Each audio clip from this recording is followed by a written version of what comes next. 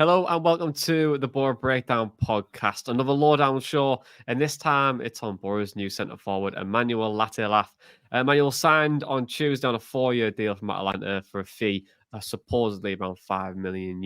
Dana, are you live, laugh, loving this transfer, or are you dying, crying, and hating it? So what do you think?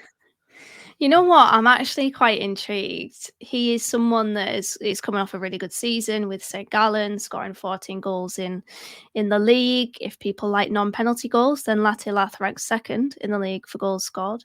And he seems like a very intriguing player in regards to his play style. And I mean, I'm excited for him because Borough have needed a striker. We've got one. We can tick that off the box. On him, he's probably on the smaller side for strikers. He's 5'9", but he's got decent strength to be able to engage in those attacking duels, shielding the ball, holding the play up. He's also got a pretty decent burst of pace. I always seem to go to say the word explosive. I would probably say he does have an explosive burst of pace, so he can and he will want to get in behind the defensive backline. His combinations with teammates are really good as well. So he can mix his game up. He can come short and he can initiate a 1-2 so he can be involved in that final build-up phase. And then he's got the pace, as I said, to try to exploit a high line. We do see some championship teams deploying that high line. Swansea City last season did that and got caught out a few times under Russell Martin. One of his strengths, I would say, is his movement off the ball. He does look to try to keep up with the play and see where he could pick up those pockets of space to be able to basically penetrate a back line. Statistically, over the course of his career, he scored 45 goals from an XG of 45.4. So he's pretty much on the money when it comes to XG. You do want to see, on a wider view, a striker not underperforming. I think Andres Sparra always comes to my mind whenever I think about a striker that underperformed his XG. And last season at St. Gallen, he was overperforming his XG. He scored 16 goals from an XG of 12.26. He was averaging just shy of 3 shots per game, 2.87 to be exact, 42.5% on target. He is pretty good at finishing. So if we give him the opportunities and, if we could get the right players in the right areas to be able to combine with him and that rich fluid movement that we see under Michael Carrick, I think he could be a good signing. I think he's got the attributes to fit into this system pretty well. But what are your thoughts, Jonny? What do you think of Emmanuel Latte Lath? Yeah, I think it's a good signing. I think he's definitely a player from what we've seen over like the last couple of weeks is that he's probably very, very good off the ball and good in the box as well. And that always bodes well for a striker who's going to come in. If you're nifty in the box and you're able to finish, then it's always going to look rosy for you. You can definitely see the improvement in him over like the last couple of years, given that he's 24, still very, very young in terms of a player. We've got him a 4-year deal, which I think is a good opportunity for him to progress and slowly move to his peak, and we could potentially, get a good fee for him at the end of it. So I think that's, in terms of like structural wise, the best case scenario. I think it's a really good deal for us. In terms of like how he's contributing in games, I would like to see him probably less on the ball. I think it's just strengths being off it and then also being in the box is probably where I want him to see. I don't want him coming in to the midfield too much and trying to contribute that way. For me, I just want him in that half space. I want him wide. I want him coming back in back post. I want him to be active in those areas. And I just think that if he was starting to contribute more, like in the midfield, trying to connect with different players, I think that and give him more decisions to make, I think that's where he might be a bit lacking. If that makes any sense, I think the more decisions you give him, the least you'll get from him. But yeah, if you give him the opportunity, I think it's a really good signing, and I think you'll put it away most of the time. I think the progress that he's made over the last 12 months is really, really good.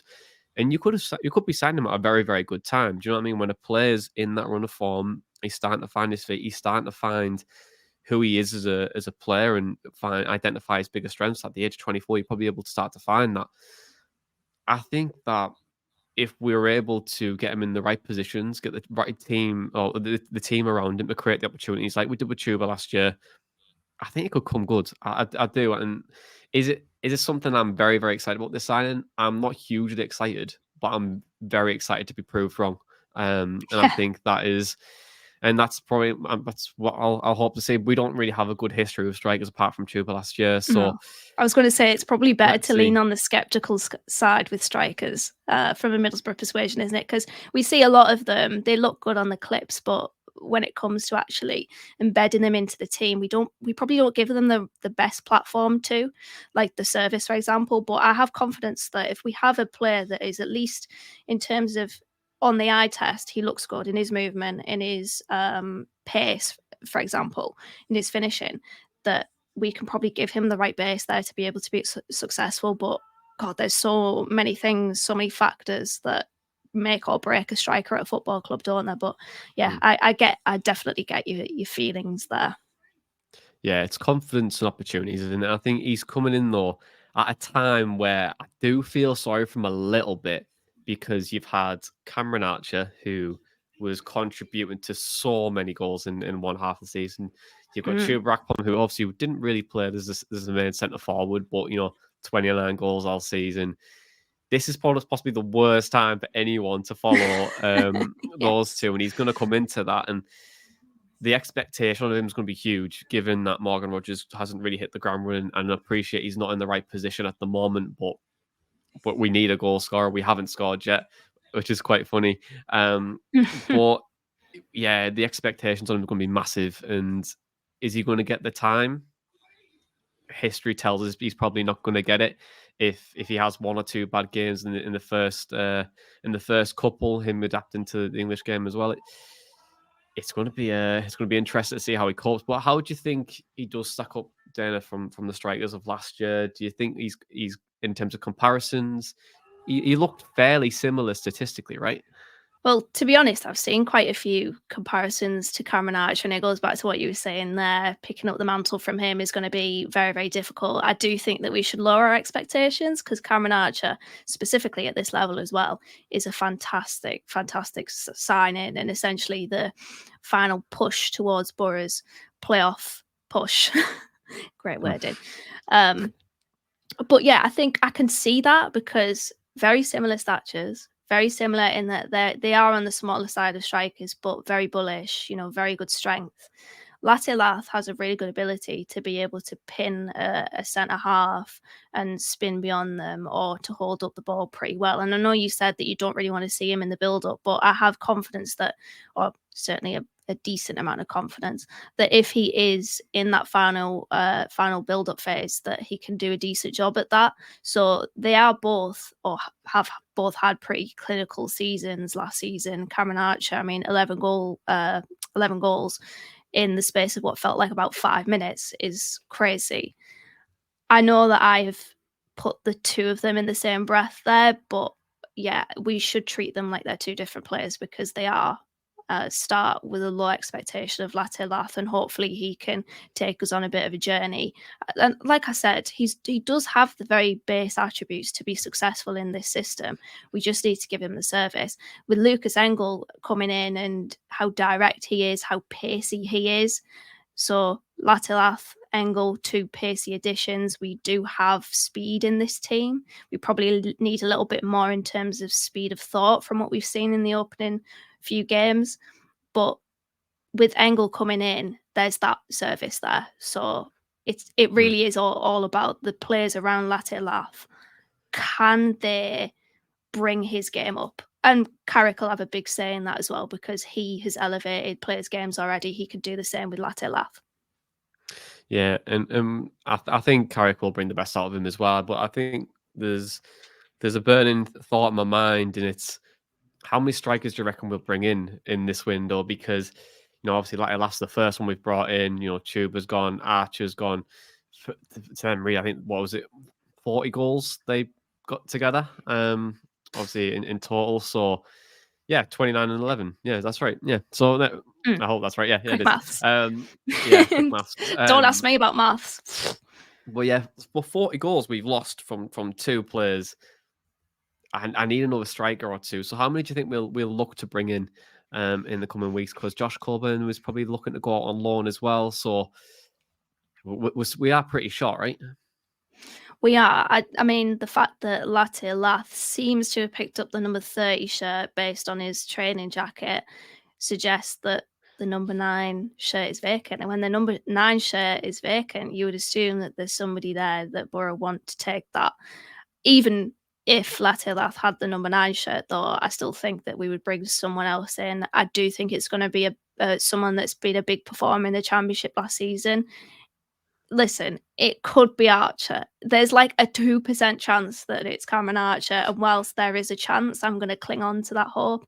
It would be more unrealistic because Percy, I think he's such a terrific player that he could be playing in the Premier League. I'm very, very surprised that Aston Villa being in Europe are not, well, I wouldn't say it's that they're not keen. They're quite open to letting him go out. But yeah, there's a chance. So you're telling me there's a chance, and I'm going to take that. It could be Ross Stewart. I'd be happy with either of those. It could be a complete wild card, but I do think that we'll bring in one more striker after the signing of Latte Lath. Okay, then. So let's go to the most important part of ranking this signing. In the show about Lucas Engel, I gave out my first 5 of the Ooh, season. nice. So for this one, where are you going? Out of 5, where'd you rank the current signing? I'm gonna go a lukewarm. I'm gonna say about a 3, which on a scale of 1 to 5 sounds terrible because it's 3, but somewhat in the middle, but leaning more towards that it's a decent deal. Okay, I'm gonna go with a 4. I think that he has everything. He has everything to prove. Like I laugh, and I know it's gonna be a bit of a pain for one because Boro fans will not give him probably the patience that he needs. But I'm excited. It's a 4-year deal. It's plenty of time for him to succeed, and hopefully he does. And he's got the players around him. I think Lucas Engel is a fantastic signing. I'm really excited to see him in action. We've got the ability and the players around him to create many chances. It's just, can we do it now? And I think we can. I think the sign of Engel's a bit of a game changer. I still think we'll bring in maybe 1 or 2 forwards and also another midfielder and probably a defensive midfielder as well in that time. So there's plenty of business still to be done. But for right now, I'm happy with 4. But that's it, Dan. Thank you very much for joining me as always. And to the subscribers, don't forget to like this video. Don't forget to share it. Also, don't forget to give us a 5-star rating on your podcast provider. That helps get found and all that kind of fun stuff. But for right now, this has been the Emmanuel Latte Lath Lowdown, and that was my boy Matchday Chatter in a pod. Up the Boro breakdown.